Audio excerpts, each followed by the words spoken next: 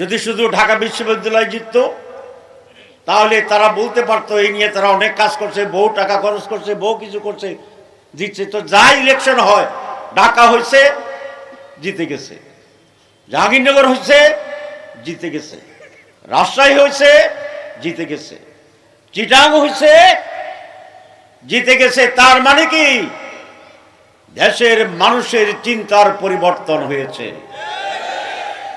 সিদ্ধান্তের পরিবর্তন হয়েছে, রুচির পরিবর্তন হয়েছে। তারা বাংলাদেশের মানুষ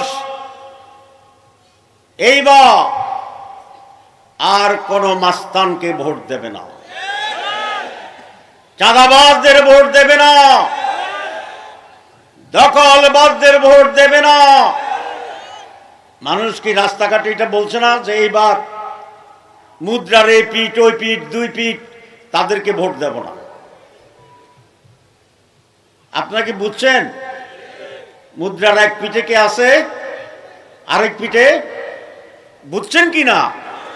না বুঝলে নাম বলবো, আর যদি বুঝেন তাহলে আমি ভদ্রলোক মানুষ, কারোর নাম বলতে চাই না।